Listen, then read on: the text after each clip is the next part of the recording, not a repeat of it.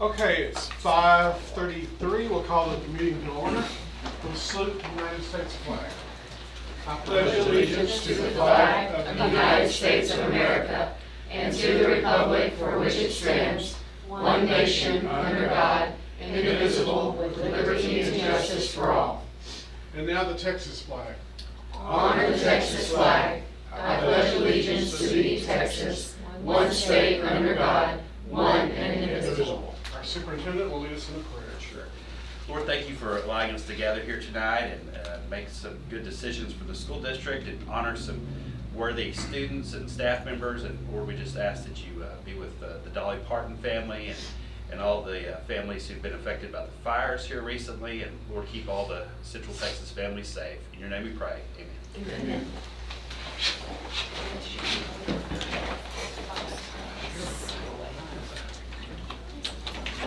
Well, we've got some students here to honor, and we'll go with those guys first. We've got three junior high choir students that did really, really well. And the state of Texas looked at over 1,100 auditions,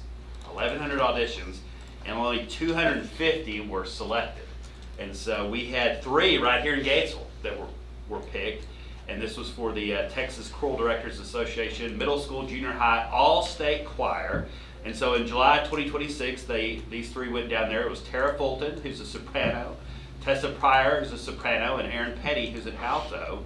And they spent time learning 5, as Ms. Petty put it, challenging pieces of music, spent 2.5 days in rehearsals with a master clinician, and performed in that concert with 250 of the other best junior high singers in the state.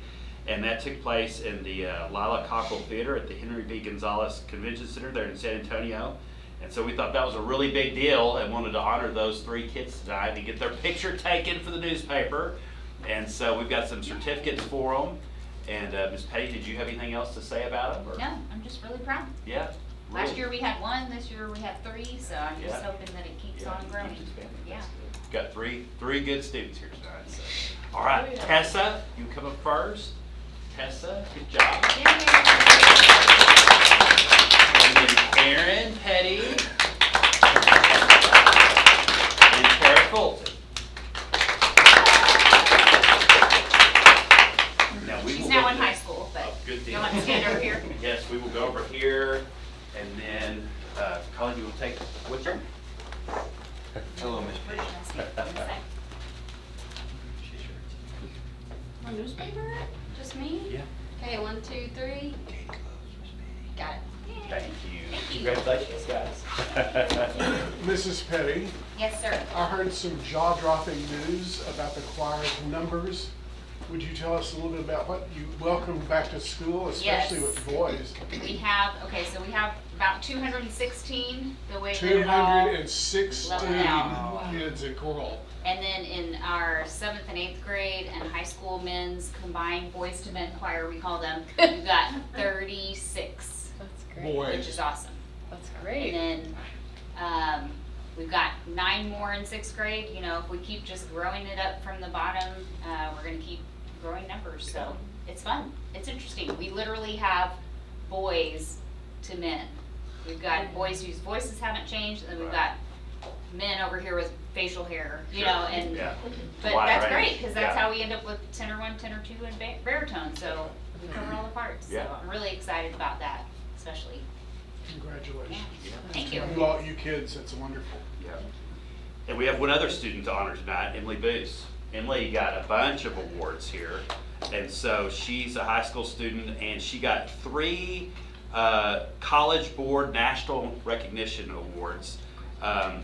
And they give those to students that have a really high GPA, but then also do really, really well on the PSAT.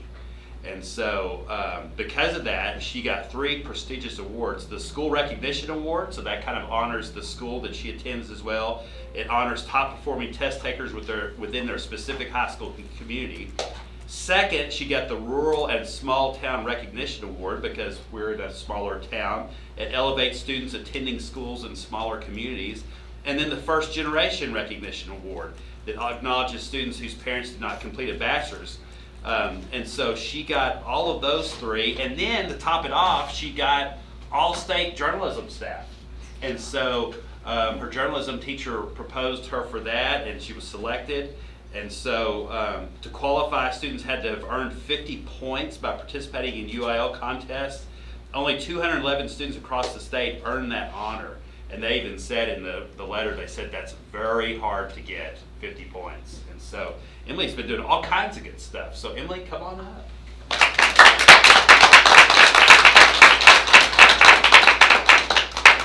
Sister Abigail was valedictorian last year, so Emily's going to show her up now. What grade are you in, Emily? I'm a junior. Okay. Will you step over just a little bit? You too, Pollard? Oh, sorry. I was trying to make this as awkward as possible. Yes, good job. Just smile. Working. 1, 2, 3. Good job. Congrats, Emily. Guys, y'all are welcome to stay, but you can leave now if you like. So. You didn't have to get back quickly. We can eat the cookies outside. Yes, you haven't. I'll tell Katie I saw you. Yes, come there and say hi. Okay. Misses y'all. I know. I tried to find her on the Baylor Music page on Oh, Facebook. she told me a while ago that they put her in 2 different choirs. They put her in the concert choir and then the Bella something. Bella Voce. Yes. She Not found out surprised. today that they wanted her in that choir as well, so that's good. Well, good. Tell her I said hi. I will Thank you, tell her. everybody. No one here on public comments, so we'll go straight to campus accountability ratings. Yes, Ms. Register's here tonight to go over our accountability scores. Gonna try and keep it as basic as possible, just because there's a lot of complications to accountability. But one thing before we get started, I just want to make sure that everybody understands that there are 3 domains to accountability when we're talking about campus and district accountability. So we've got student achievement, that can count up to 70% of our total. We also have school progress, which includes academic growth over the course of the school year, and then relative performance, which includes our economically disadvantaged students and where they fall based on similar campuses to them. So one of those is the better of, counts 70%, and then closing the gaps is a federal accountability standpoint, and that's really how and who and how these groups are performing. And it's not just all of our kids are counted up to 3 times depending on these specific groups that we'll talk about in a little bit. But just letting you know, that's just kind of a general overview of that information. So we'll first talk about student achievement.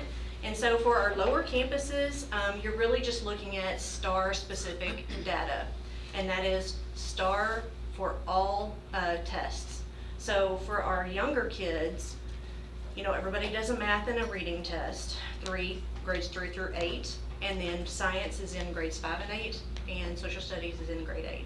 So we're looking at that when we're looking and talking about our elementary through our junior high school.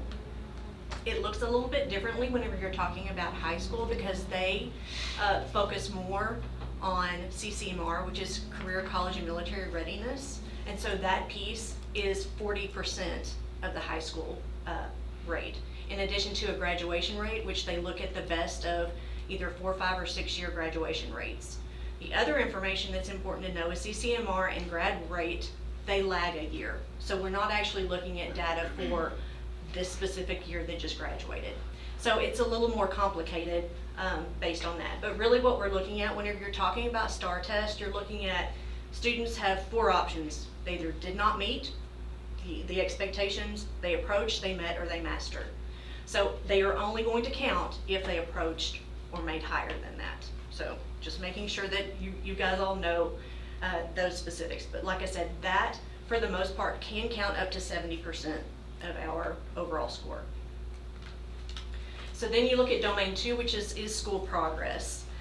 And like I said, you're looking at academic growth in one section, and then you're also looking at relative performance in the other. So your academic growth is just growth from year to year. So if you did 3rd grade RLA, they're going to look from 3rd grade to 4th grade scoring to see if you're advancing, okay? And so it's important to know that a lot of this is just in math and reading, so this is not all tests, okay? And you gain growth points when you look at the difference, you're making sure that you are, like I said, moving along the spectrum and showing growth, just in math and reading, okay? And you also can receive growth points, students who say did not meet last year and they move to meets, masters, or, up. As long as they're moving up, they actually gain some what they call bonus points. So they only count like 0.25, but we'll take what we can get, okay? So just making sure that you know growth points are gained in this domain 2A. And it's for STAR and STAR Alt 2, which is for our special education students that may not can meet the academic standards for regular STAR. So just keep in mind, I want to show just a sample of when you're looking at this. Like I said, so last year, these down here on the left side here, that would be like their performance last year. And in order to show or to count for growth, you're going to have to move up, okay? So for instance, if you're looking at high approaches, if you met high approaches here, you're only going to get half of a point. Whereas the standard, they want us to hit and focus on meets and masters. So if you look at meets, you have to, even if you stay meets, you're allowed to gain a point. So it's kind of this spectrum of sorts, and this is based on student by student data. So again, a little bit more complicated to score points. So just, like I said, some basics about, we gain points by moving the pendulum in the right direction, okay? Then we have domain 2B, which is, like I said, relative performance, and this is performance relative to campuses with similar socioeconomic percentages across the state. So just keep in mind, how do we get our economically disadvantaged numbers? That is something that whenever we fill out our free and reduced lunch forms at the beginning of the school year, that's where those numbers come from, and they are based on a campus by campus level. So for instance, whenever kids enter primary, we tend to have a lot more percentage of low socioeconomic parents. Whereas at high school, a lot of these kids don't want to admit that they, maybe don't need it, or they're not going to eat lunch at school, so they tend to not fill the forms out. So our numbers vary quite a bit from campus to campus.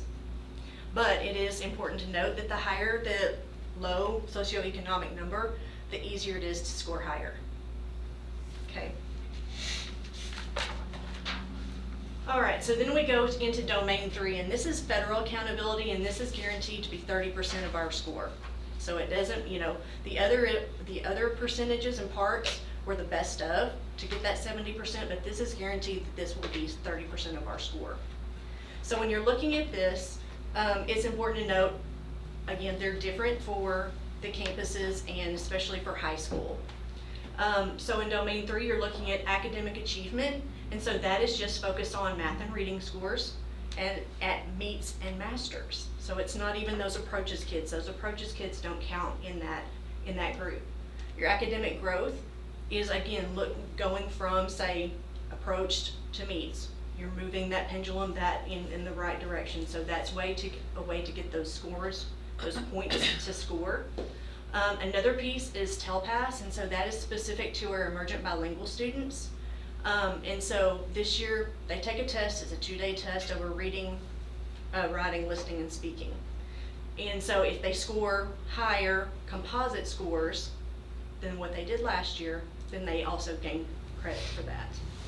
And then the last one is student success, which goes back to our STAR data. So all tests at approaches are higher. So that's for elementary. The hard thing about our elementary school is we only have 3rd grade on that campus. So what that means is elementary can't show growth because they only have 1 year to show, hey, I took a test in 3rd grade, but there's no room for growth. So those percentages, you're basically getting rid of that 50%, and then you're having to double all the rest of them for that. So elementary's academic achievement is counts 60%. Their TELPAS counts 20, and their student success counts 20. So again, it's just a unique situation. Most of the time, we have like a pre-K through 5 campus, but that's not our case. But it kind of hurts them in a sense because they're not able to show growth, and that's a big important factor. So just keep that in mind. Whereas high school is a little bit different. We're still focusing on STAR, CCMR, our TELPAS results, and then a federal graduation rate, which just means like that is the a 4-year graduation score. Okay, so it's a little bit different because you're looking at specifically, you haven't seen who we're actually targeting. You're thinking all students, but there's more. So when you're looking at who all we're talking about, some of our students are able to count up to 3 times in domain 3. And it kind of stinks because, it affects the scoring. All students are always counted, and then they look at last year's data from our STAR, and they look at the 2 lowest performing ethnicities from the prior year. And so those will become those 2 other targeted groups, in addition to all of those that are listed under high focus. So you've got your economically disadvantaged, you've got your bilingual students, you've got current special education students, and then all of those highly mobile groups. So again, 30%, and that is who we're looking at. And like I said, some of those targets, you are actually counted 3 times. And then lastly, how are you actually getting points? So what they do is, this is based on the group performance. So that group of the 2 lowest ethnicities, and then all of those high focus or list are basically looked at as a group, and they have gradated points, and they say, if you meet a certain target, then you get points. If you meet like a long-term target, you can actually gain up to 4 points. But if you only make minimal growth, you score 1 out of the potential 4 points that you can get per. So it's not an easy system to follow because every campus really has some specifics, but that is just kind of a general overview of that information. So you're kind of looking at, is performance improving in achievement for the STAR test and their progress of English language proficiency and relative to like the long-term and short-term targets. And so that's really what that federal accountability piece looks at. So in a nutshell, like I said, you're looking at 70% that could be from student achievement or school progress. You choose the higher of the 2, and then that 30% is guaranteed from that closing the gap section to get your overall grade. Okay? So with that, what I've done is just kind of give you an overview of each campus and how they scored. So when we're looking at elementary, you can see our student achievement, our scaled scores, so we do get raw scores and we have to convert them to scaled scores. But again, 76% is scored at 76, our score is scaled and then weighted at 70% of it, which gives us our weighted points. And then because they do not have school progress, that was not even an option.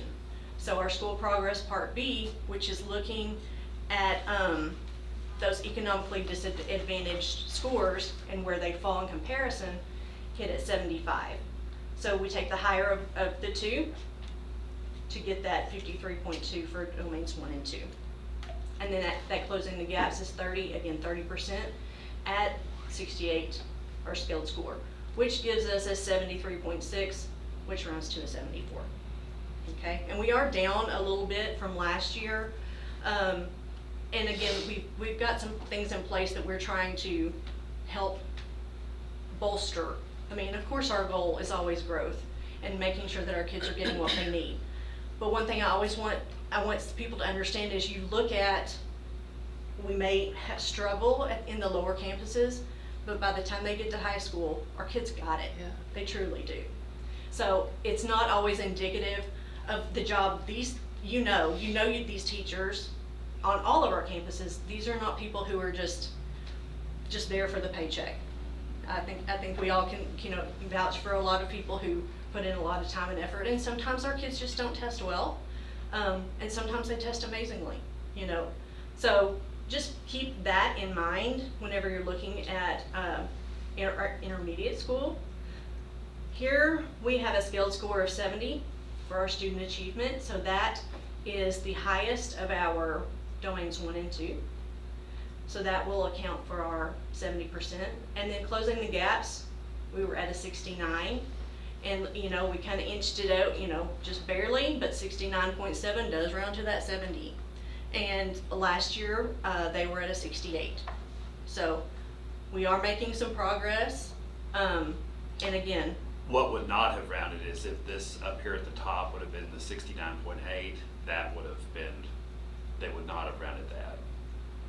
We discussed with the board the forced D, Yeah. and so But you said the set science. scores had helped them, yeah.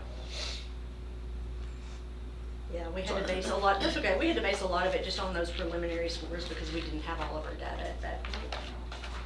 Okay, so then we were looking at junior high school.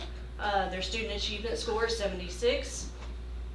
And you know, this one, the other two you noticed, student achievement was the highest. So that school progress part A, that is again, those kids who maybe they didn't do as well last year, but they're showing a lot of improvement this year. So that's where that 80 is coming in. And so they're seeing a lot of progress there. So there's their 70% accounted for 56 weighted points. And they're closing the gap score at 30%. 21.6, so we are at a 78. And we are down a little bit slightly from last year on that one as well. But it also, last year's was 80. Can y'all correct me if I'm wrong? No, no. Okay, sorry, there's just a lot of information. And then high school, so you've got your, I want to kind of preface this too, because it's important to notice that high school ratings, you're looking at grad rates, you're looking at, you know, your seniors, but you're also only looking at 5 end of course tests. Okay, so English 1, English 2, biology, so US history, and algebra. So a lot of our kids don't always count in certain aspects of that. So that's just something to know, because a lot of those end of course classes are for your freshmen and sophomores. So it's just a little different, and so I feel like high school does have an easier way to get higher, to score higher. Okay? All right, so 90% of student achievement, sorry, I keep saying percent. 90 is the scale score, but the percentage gained us 63 points. And then our school progress, part B, was high, but it wasn't as high as that student achievement. So our closing the gaps, and again, that includes that CCMR, so that does include your graduates, accounted for that 30% to get us an 87.3. And last year, we were at an 86. So we definitely have some lofty goals for this year, but I'll show you just our overall district rating when we're looking. And again, it's important to know that whenever you're looking at a district score, you're looking at weighted campuses. So not every campus, you know, it's not just like you get 25%, you get 25%, you know. It's really weighted based on the number of students and the number of tests that are being taken on that campus, okay? So for instance, in that Domain 2 school progress piece, elementary just is not counting whatsoever, okay? But it is good to know, for the most part, for Domain 1, I'll say elementary counted for about 11%, intermediate was about 32%, junior high about 20%, and high school about 38% to receive that scaled score of 79 for our student achievement. Again, you're looking at the higher of the two, and so that 79 was the strongest weighted. And so we've got that 55.3 points there. And our closing the gap score was 74 at that 30% to give us an overall 78. And so just kind of in a nutshell, like what our goals are for this year, we're hoping for a B for this upcoming school year. We do have some goals for each one of our campuses, and I've even talked to a couple of them. They're saying, I think we're going to try and bump that up even more. Because we do have some processes in place and expectations that we feel like we can kind of jumpstart, kickstart these kids to move in the right direction and help us with these district goals. So one thing I looked at, you know, if we do hit those goals that are set right there, really we're probably going to be looking at an 83 overall within the district if we hit those goals right there. So just know, I mean, we've got some academically different things we're doing with Bluebonnet, with our lower grade levels, and you know, it's hard when you have turnover, but at the same point in time, it's kind of neat because with our reduced numbers, you can kind of, you know, focus on those things that are important and make sure that everybody's doing what they need to. We're getting into the classrooms more and making sure that, you know, we're hitting our TEKs and our expectations and guidelines and everything else. I don't know if any of you guys want to add anything or. No, I mean, we're going to try to exceed the 80. We met as a staff, and a couple years ago we increased our campus rating 6 points, and we're like, why not? Let's go for it. Let's see if we can do it. So that's what we're aiming for. But yeah, we know what the work we've got to do, and we've got a plan, and we've already implemented it, and we're on it. So my information was just, like I said, informational items. I will say last year, we actually scored a 78 as a district. So we maintained, even though there were some ups and downs in our scoring. So that's just information for you guys, and if you have further questions, let me know. Thanks, Bridget. It's tedious stuff. Thank you.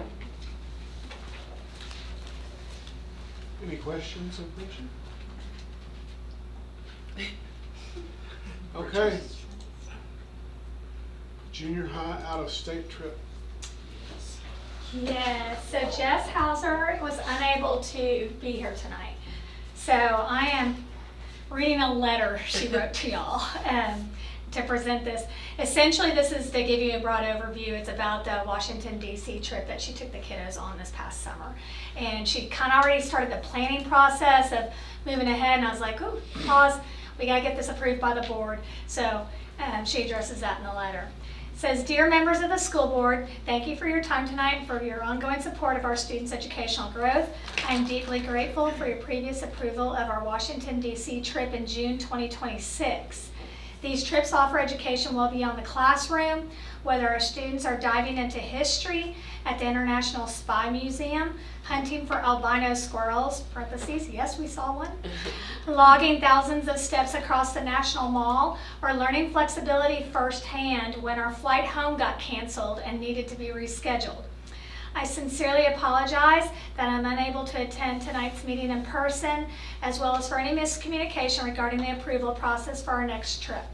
Because our trip was such a success and this summer's trip is moving forward, I operated under the presumption that the DC trip had been established as an ongoing annual event.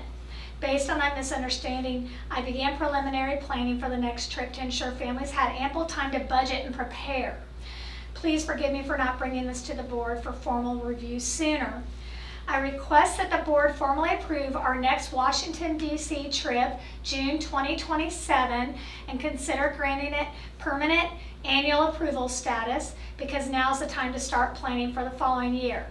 Establishing this as a recurring annual trip would streamline the process for our students, give parents advance notice for financial planning, and ensure everyone gets the chance to participate in this incredible opportunity.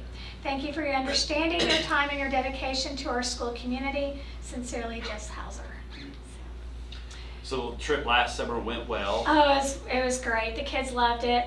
And she would give me little pictures and updates and everything, and then I get a text, so in case you get any calls, we're stuck in DC, and I was like, well, tell me more about that.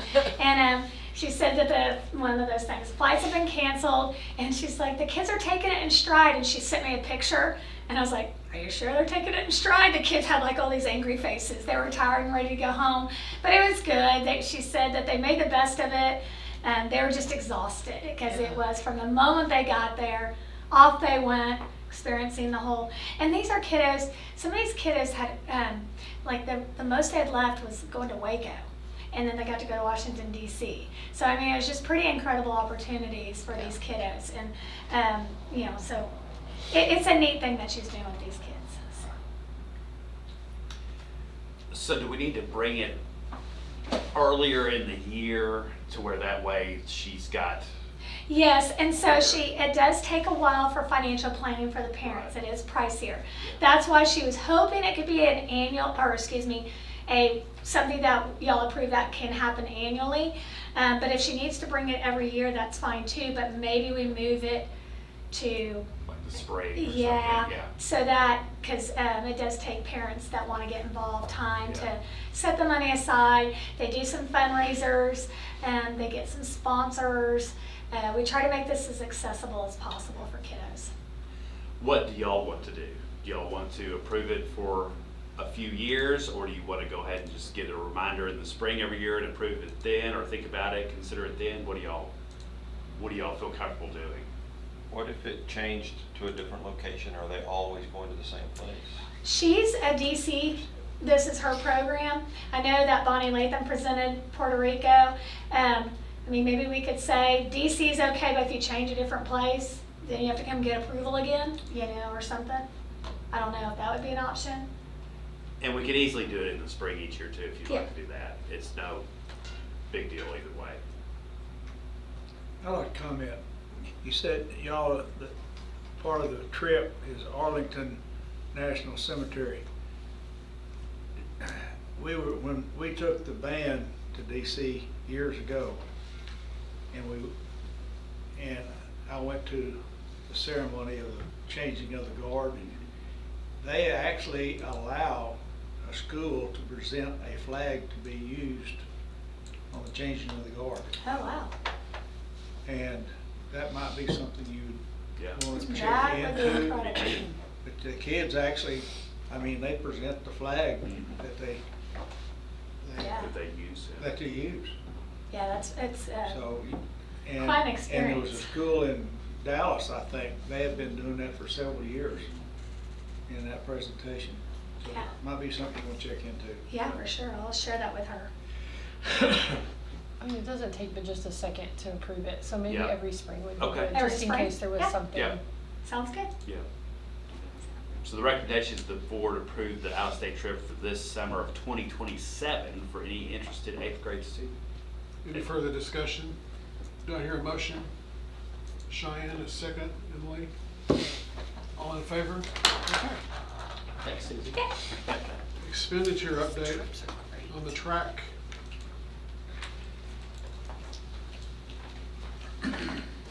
Here we are for the annual finance marathon. Hopefully we can get through it in a decent amount of time, Chair? right? Okay, we're gonna start with the stadium track replacement. We finished it, it is all done, it looks great. I'm excited for everybody to see it at the football game this coming Friday. But we did go over what was originally brought to y'all as a budget. So when we brought it to you and you approved it to come from fund balance, it was for $299,000. And we had a contingency in there for $25,000 for any asphalt repairs that had to be done when they pulled up the old track.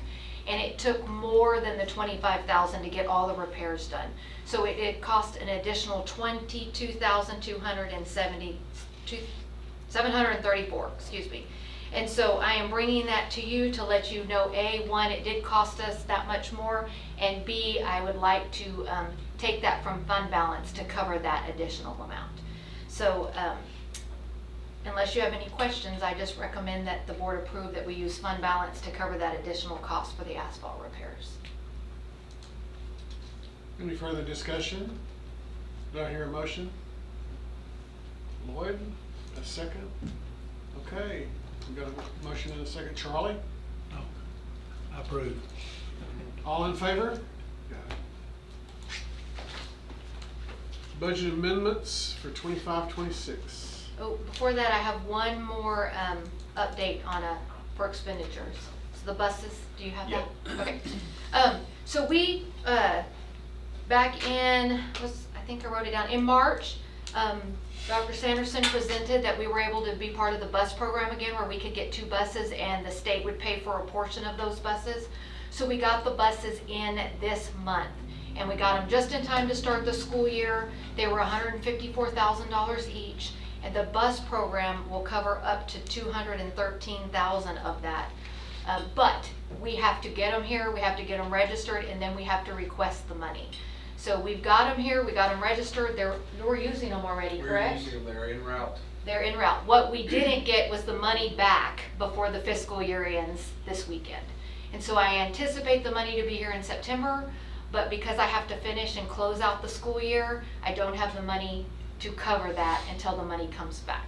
So I am requesting that y'all allow me to use fund balance to cover the payments for the buses, and then it will be reimbursed in September when we get the money back in for the grant. Questions on that one? Any further discussion? Motion to pass it. Okay, Emily, a second. Okay. Lloyd. Any further discussion? All in favor? Now, budget amendments. Okay, so now we're gonna go through old budget, this one we're wrapping up, and then the new budget that's coming up. And so I left you a big packet that on your desk. And we're gonna start at the top of it. I tried to get it in order, so hopefully we don't have to jump around very much. But the first thing you're seeing is budget amendments to fund balance. This is for the entire year. And usually you see this in your consent agenda. But I wanted to bring it to you tonight instead so that we could make sure that we understood where all this money came from and what we did with it. And so you can see a lot of the things that we asked fund balance for over the year. And then I've got 3 in August. And so 2 of them we just talked about. We just talked about the bus and we just talked about the track replacement. The third one is a budget amendment for Fund 240, which is child nutrition. So when we got to the end of child nutrition this year, they were looking like they're going to break even. So I'm not sure if y'all know this, but when we get to the end of the school year, I have to make sure every expenditure that has not come in yet is covered. And so I have to move the money around and make sure everything's covered, which is kind of hard because you don't exactly know what is coming in, bills coming in. For example, electricity for August will be here next month. So child nutrition runs a little bit behind. So we have not received the invoice from our third-party food company for June or for August. So I have to kind of guesstimate what that is. And we haven't received our reimbursements for revenue for either month either yet from the state. So because of that, it looks like to me, my best guess is we're going to barely break even. And so I am requesting that we move $25,000 to, child nutrition has $1 million fund balance. And we used some to buy that new freezer, but we still have a lot in there. So I am proposing that we move $25,000 from the fund balance of 240 over into their operating, just to make sure I get everything covered, and whatever isn't needed, it just rolls right back into fund balance when we hit August 31st, once all the stuff is worked out. So you've got that third piece on there. So if you look down at the bottom, in the first column, you can see all the one-time things we did throughout the year, and it's 2.6 million. So the big chunk of that is the Huckabee money. So the majority of this should be reimbursed by the bond when we get the bond money back in. The second column is that's child nutrition. So with the freezer we bought and this $25,000 cushion, that's $67,000.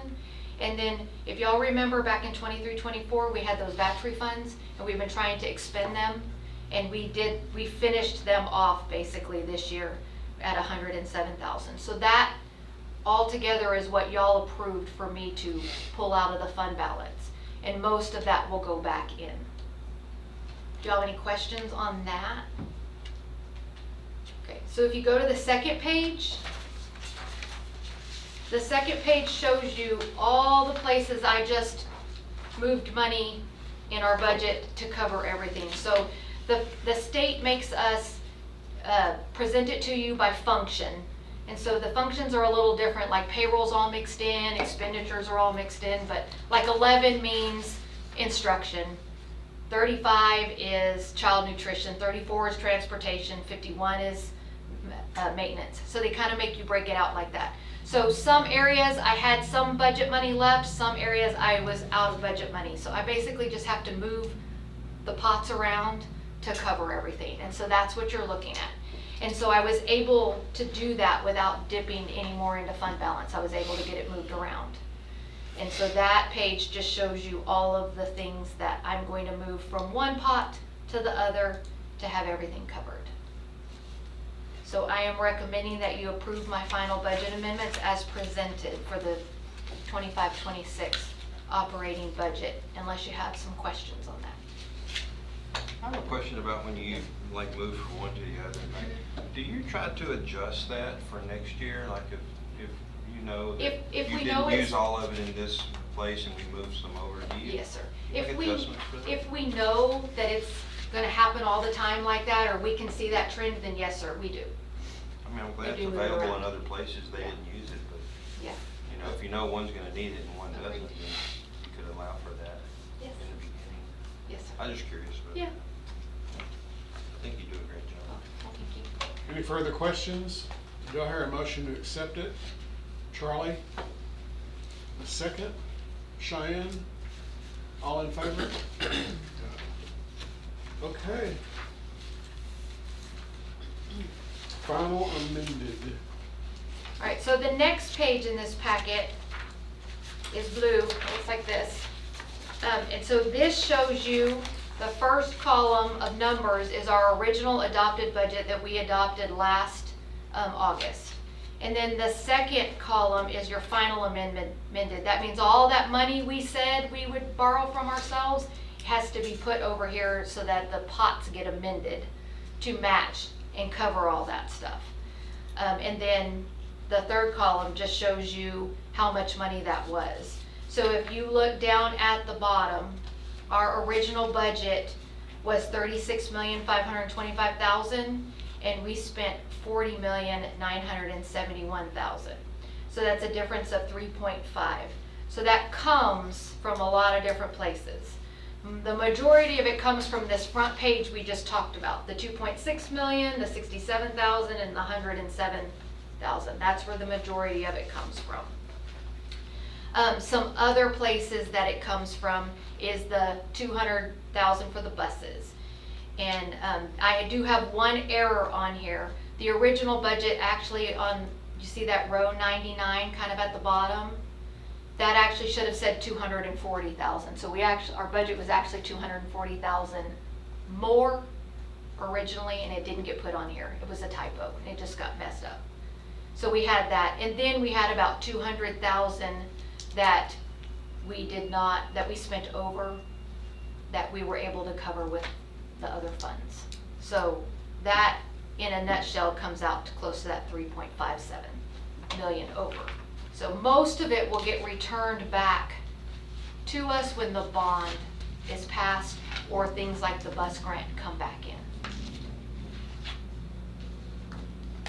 And I know it looks different than when I present it to you because I have to present it by function, so it makes it a little bit difficult to see it the way we normally look at it.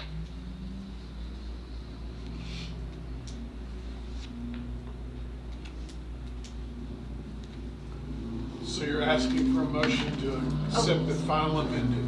Yes, sir, unless y'all have questions. You may 'Cause I have know a it's question? lot. Okay, do I hear a motion to accept the final amended budget? Okay, Cheyenne, do I hear a second? Emily, all in favor? Okay, operating. Okay, now we're gonna look at the new budget, and that's gonna be on the next page, well, you have a report that goes with that first one, so skip that until you get to this one. So that report you're passing through just shows you in our bookkeeping system what we just talked about. So now we're going here. So this draft one you see on there, that's the draft that I showed y'all on August 5th. And draft 2 is the one we're gonna present tonight. And so the next few pages kind of give details on this, but I wanted to talk to you a little bit about this one. So when we talked on August 5th, our budget revenue looked at that 37 million, and we were I was looking for 47,000. Do y'all remember that? All right, so draft 2 looks a little different. It actually looks like we went down in revenue, but that is not the case. The first one, when we have payroll has the grant money mixed into it. because a lot of people get paid with our grant money. And so I showed you the whole thing because I didn't know how much was gonna be part of the grant money back in August 5th. Now, I know what it is, and so I pulled it back out because y'all don't have to approve that part. So that's why it looks a little different, but we are now $2,000 in the good, which is not very much, but it is balanced. And so I'll tell you what that looks like. So if you wanna turn the page, the first page you're gonna have is your revenue. So you can see, this is the easier way to look at it if you ask me, because it's kind of broke up into different places, maybe not the revenue, but the appropriations. So you can see all the revenue that we'll be bringing in has that first subtotal of 36 million, and then you can see the federal grants are added at the bottom for information only to equal our 38 million. And I know that a lot of those things, that's just all the different places that our money comes from. And so I don't know that you have yes? The athletics junior high, that $20,000, is that from the fundraising that they do? That is actually from like their ticket sales. So all the Okay. ticket sales at the gates and stuff, that's what comes in from that. So any fundraising they do, they get to keep that in their activity fund. Okay. So this is just them raising their own money to help support The ticket their sales. cause with all their ticket sales. Okay. That's a good question. So if you don't have any questions on revenue, we'll move over to the next page, and that's going to be your expenditures that we looked at the last time. And so you can see at the top, I have everything together, including the grants for that 38 million, and then I pull the grants out, so you go back to that 36 million. And you can see the 202,000 surplus. And so not much changed from the last time we looked at all the different expenditures and all of that.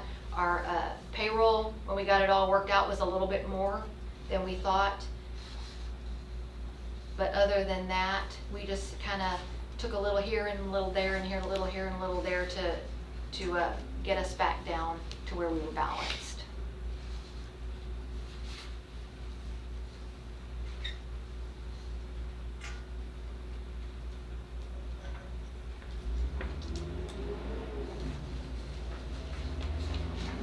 Let me know if y'all have any questions. I know it's a lot of numbers. Do I hear a motion that we adopt the 26-27 operating budget? Charles, a second. Lloyd, any further questions? You need more time? Take your time. Okay, all in favor? Okay. Maintenance and operation. Everything else that's in this packet is just the formality of what we just talked about and then how it looks like in the bookkeeping. So you're done with this. Hopefully the rest of this stuff now won't be so tedious. All right, maintenance and operation. So after we get our taxes, our proposed tax values in the summer, we have to put them into a program that tells us what we can take from those local taxes for our maintenance and operations. And the state has a little formula and it works it out. And so ours came out to 0.6969 for our maintenance and operations. So that's the percentage I get to take of the local taxes and use it. And that is the same we had last year. So it's the same amount. It equates a less amount of money because our tax base is going to be smaller, but the state kicks in the difference on that. So if y'all are okay with it, we're going to recommend that the board adopt and approve that M&O tax levy rate of 0.6969. Do I hear a motion? Okay, Cheyenne, a second. Charles? All in favor? Okay. Could I ask a question? Yes. How do you have a budget, each department, et cetera, et cetera, et cetera. Okay, if they are going to want to buy something or have an expenditure for something, what is the process? So if it is something that they plan for and works in their regular budget, then they just put it in a requisition to get it approved to To do. who? It goes to our office and it goes through the business office. Directly to you, or does it go through the athletic director first if it's athletics? It or does. We do it all. Building principal, they Are they involved in signing it? If it's a department, it goes through the department. So if it's athletics, it goes through Ricky first and then comes Yeah. here. If it's special education, it goes through Becky first and then comes here. If it's campus specific, it goes through the principals and then comes here. If it's CTE, it goes through Dr. Sanderson. It goes through the department head or the campus principal And first. they will send it then to you?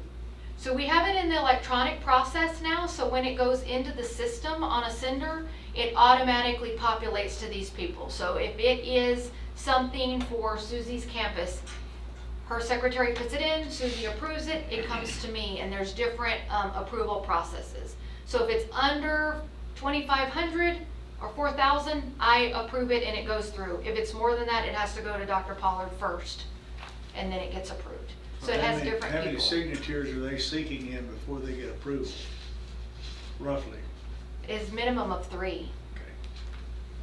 I'm on everything, Dr. Pollard is on anything higher, and then whoever it originates from is on it also. And they keep up with their own budgets basically then? Yes. And do they, I guess in that process, if their goal is to buy like a big gator or something, they have to give you guys 3 different quotes? So How if does it's that- $25,000 or less, they can go with whomever they want. If it's between 25,000 and 50,000, they have to get 3 quotes. And they either go with the most cost effective, or they have to tell us a reason why that's not the top choice. And then if it's over 50,000, we have to go to a request for proposal, like we did for the track replacement or something like that. Now, I don't know if you're aware of it or not, but there's a thing called buy board, and they advertise for bids on nearly any item. So you have your 3 bids already submitted through buy board, you don't have to go out. Correct. If it's something we need that we can get off by board, all those people are already pre-approved. So they guarantee, the state guarantees that you're gonna get the lowest price if you go through by board, and then you don't have to jump through those hoops. Helps a lot. If there's something big that isn't in their budget, like last year athletics did need a new gator, then they bring it to us during the budget process, and we work to make sure there's money to cover those things if we can do it. Sometimes it's something so expensive we can't do it. We have to ask y'all to help us with it through fund balance. And then sometimes we make it wait, sometimes we try to hold on to it, and sometimes we can swing it. So And it they need just to depends. wait to make sure it's approved before they Absolutely. buy any of this, or they buy it themselves, is what we were told. Well, they're not supposed to. Everything is Right. supposed to go through the electronic approval system. And then we here at the business office actually purchase the things or put out the invoices. So sometimes different departments get ahead of themselves, and we have to remind them that that is not the way it goes. The big 3 costs that we're looking at this year are substitute costs, overtime costs, and electricity. Those are the 3 that we're monitoring that are big money sucking type But you things. made the comment, this new company It should help tremendously. has lowered the cost Yeah, already. Yeah, we saw a $7,000 drop from last month to this That's month great. in the middle of this heat wave. Yeah. In fact, the air's gonna turn off in here in about 5 minutes. No, If you have someone to donate, like they donated for the, to advertise on the board out here for the ball team, for the baseball field, but if you had somebody that say wanted to donate a gator, then is that just, they don't have to have any approval for that? We usually bring it to y'all so that y'all know, like the scoreboard, when it got donated, we usually bring it to y'all, let y'all know, make sure that everybody feels like it's a worthy cause, but then that's all we have to do with that. We wanna thank them profusely. Yeah. I'm not looking to donate. No, you don't want to donate the gator? I was just curious. All right, adoption of the interest and ceiling tax rate. All right, so on the opposite side of our maintenance and operation tax rate is our INS, what we call INS tax rate. And so that is what we use to pay for our bonds. So we set that, we say how much of the tax collections goes into that pot, and I'm not allowed to touch that money for anything else. It sits there. In fact, it has a pretty decent healthy fund balance in it, because we had been paying $500,000 extra a year. We didn't do that last year because we didn't know how the bond was going to go out, and we were going to have to hold on to it. But it is sitting there, and we've got it in there. But we're not allowed to touch that money. we set that INS tax rate to cover our bond payments. And so I am proposing that we still set it at the 0.2, which is exactly the same as what we were, because that's what we promised our constituents and our community, that we would not go up on our tax rate, and so, for our bonds. And so my recommendation is that you adopt the tax levy for INS at 0.2, the same way it has been in the past. Do I hear a motion? Charles, second. Emily, all in favor? Got it. Tax ordinance. Okay, so this is a, you just have to approve the tax ordinance number 50. It just changes every year. This is year 50. And we're gonna put on there that this is the tax rate. The combined of those two is 0.8969 in support of our budget. That is just on this fancy paper, and it goes to the tax office so they know what to do with our local taxes. And so that's all that is, and it's for to go with our total taxable value for our local tax collection. So I recommend that you accept the whole package together as presented. Do I hear a motion? Okay, Lloyd, a second. Okay, Cheyenne, all in favor? Okay. So as we promised the public, it's still 89 cents, Okay. even with the bond. That is correct. That can't be true. Now, pay- That can't be true. Pay rate too. Yeah. Pay It, rate, it did increase our bond payment for the year by $1 million, but we had that already that we were using for the excess. And so, even though our bond payment went way up, we still have the ability to cover it. And barely, but we do. Is there a way to find the like history of the tax rate in? Yeah. Yeah, The Kansas I Council? actually have it. I can was just share that curious with about you. it. It has gone up and down in the, Mr. Fraser had it for like 25 years, and I looked at it, and there were times when things were real good and it was real low, and then it kind of goes up. It kind of Yeah. roller coasters up and down as needed. There is also a bottom that the state says the maximum compressed rate is this, and ours always falls below, and so we're just popped up, which is why it stayed the same on the M&O side this year, because ours was so low, we just hit the bottom. Because we have very low taxes in our community. Okay, fund balance resolution for August 31st. Okay, so this is something we do every year. We're closing out this year and we're starting next year. And if y'all remember at the beginning of the year, we talked about how we had, $12 to $15 million in the fund balance, but a whole bunch was earmarked for certain things that we couldn't touch. This is what this is. And so it's just telling us that we're going to put $100,000 set aside just in case we have a residential placement for a student, which is a mandatory thing by the state. It also says that we're going to put $500,000 away. That is our deductibles should we have a major catastrophic thing in our property casualty insurance. The other one is $2 million committed just in case we don't pull in the revenue for our budget like this year where we were $800,000 below. And so if that happens and we can't afford to cover it like I was able to cover it, then this is set aside for that. And then another $500,000 for any major capital acquisition that we may need to do, like the property we're buying or replacing the track, that kind of thing.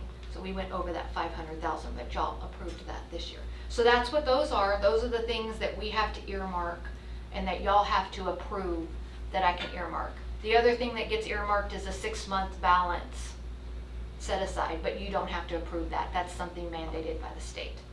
So I recommend that y'all approve the same ones we've had in the past, and I will keep these earmarked in our fund balance so we can't touch them for anything but what they're intended.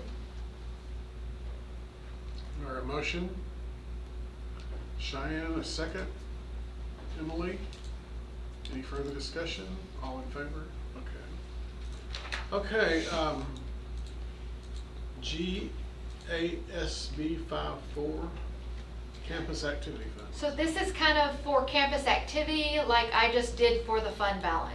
And so our campus activity, each one of our campuses has their own bank account and they have their own accounts where they fundraise and they use that money.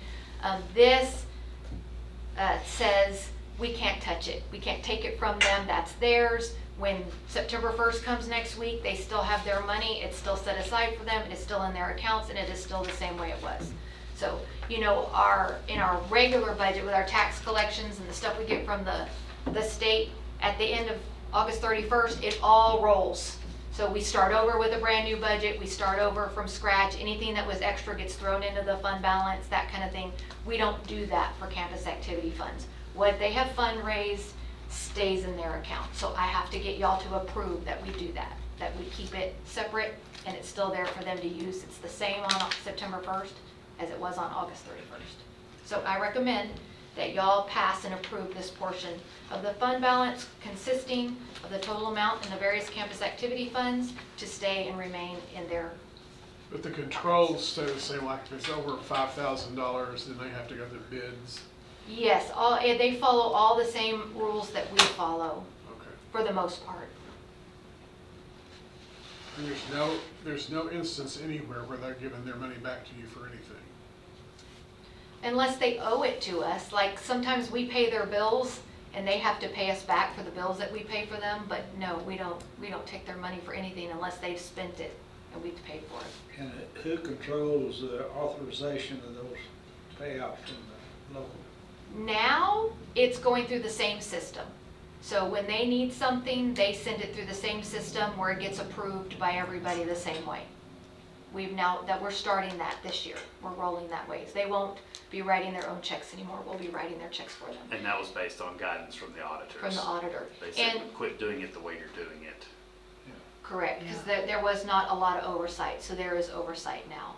But they all have a credit card now, and anything under $300 they can just go out and use, and anything over $300 they just have to send me an email, hey, we're going to use this for XYZ, it'll probably be over $300, do you approve? And I say I approve, and that goes in with the paperwork to show that they asked. And then their credit card gets paid once a month. What are the largest activity fund amounts? That's a good question. I mean, like in intermediate, everything was just a little bitty. I mean, nickel and dime stuff. But like, for example, when the football team has all these telephone banks and they bring in all of this money, how much do they bring in? Your football team brings in more than anybody in the district for anything. And they usually bring in like $30,000, $40,000, $50,000 And once a year. That's just for that head coach to use. And it's for them to use for their program. Like the signs you were talking about for baseball, baseball pays those and that money goes into their campus activity so that they can use it for baseball items. Your campuses, they earn the least amount of money. It's going to be all your fine arts and all your athletics that earn a lot of money. Your CTE classes have campus activity because say you buy flowers from the horticulture, then that money goes in there to help pay for more stuff for them to sell, that kind of thing. And so you can guess that your campuses, the bigger they get and the more things they have, the bigger their campus account is. So everybody has their own little sub-accounts in that one big account. So your primary campus probably has $25,000 in it. Intermediate has around $90,000. High school relatively has about $300,000, but that athletics is in that one also. So with this new system, you all will be able to audit it. Correct. It And will see all, exactly where it's all going. yes. How much money is normally in the big sting? Big Sting is not ours. I Separate. don't manage it. It is its own entity. And who runs that? I think The board of directors, which would be Greg- people like Dusty Greg Boyd, Velvet, people like, it's its own entity. We are totally separate from that. Do Greg they, Casey is the main guy. Yes, Greg Casey, yeah. There's a big board of directors on it. football help out like dazzlers or cheerleaders or they band? can. They also have an activity account that is all sports. Mhm. And so a lot of times they will do a lot of stuff, all sports wise, to kind of put it all together so that they can help. Because obviously your football team makes way more money on those kinds of things than your smaller athletics. But they also have a lot more students and it costs a lot Yeah. more to do things for them.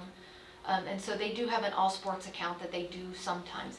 And Coach Aguirre was actually talking about trying to do more of that, where you do big all sports things and then you divide it out amongst the sports. He's been talking about trying to do something like that.